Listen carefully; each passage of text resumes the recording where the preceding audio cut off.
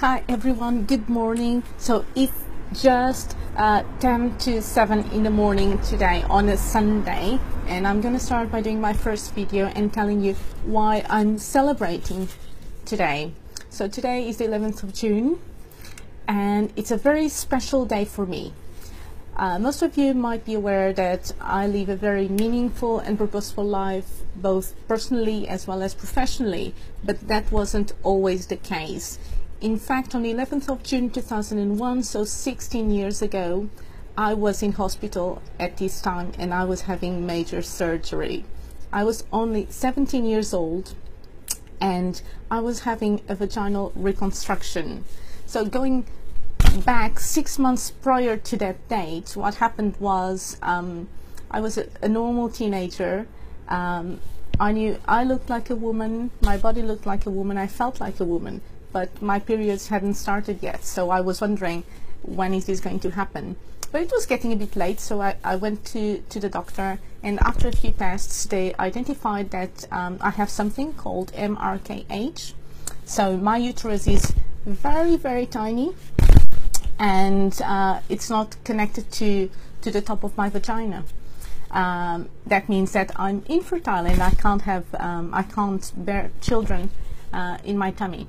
But I also have ovaries, so my ovaries function normally, and my chromosomes are female, and that explains why I have female characteristics, but I don't have periods basically, and I can't have children. So at that time, when I was 17, it was a very difficult thing to process in my mind.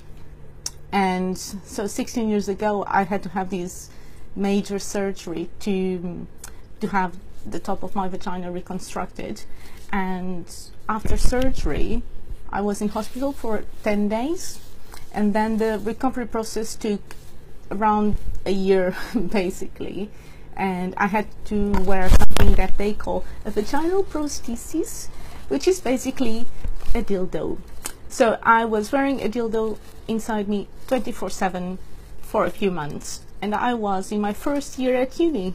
So this is not something that most teenagers worry about. This is not something that most people in their first year of uni have to worry about. But there I was, wearing a dildo 24/7, having to be very careful when going to the loo, remove it, clean it, not to get a surgical site infection.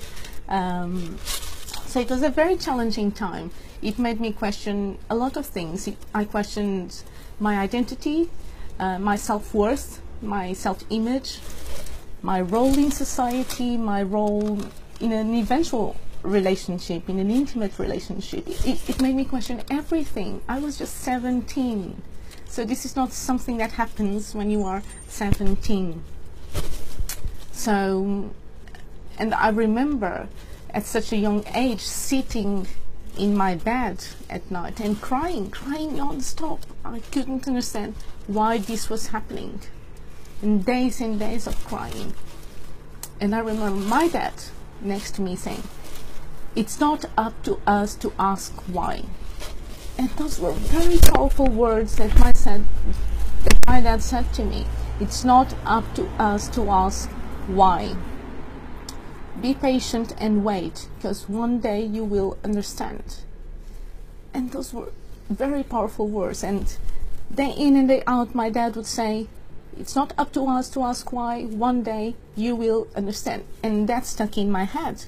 And of course I started reading lots of self-help books and positive psychology books, and they gave me a new perspective in life. So fast forwarding a bit, a few years, I managed to accept it, overcome it, and live a very meaningful life with it. I'm not shy about it. I want to be the voice for other people who are ashamed of infertility, ashamed of their journey. So I want to be their voices and tell them, you are not alone. You are not alone. There's plenty of people facing the same struggles.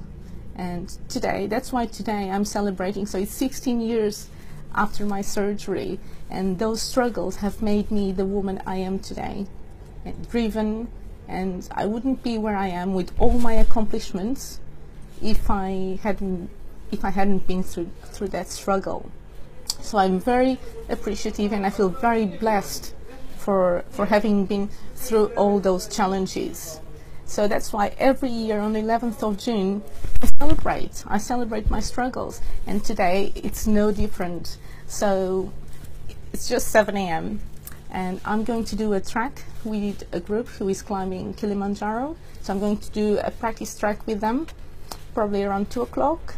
And so it will be around 10-15K. And then I'm going to rush to Wembley and I'm going to do the 5K collar run as well.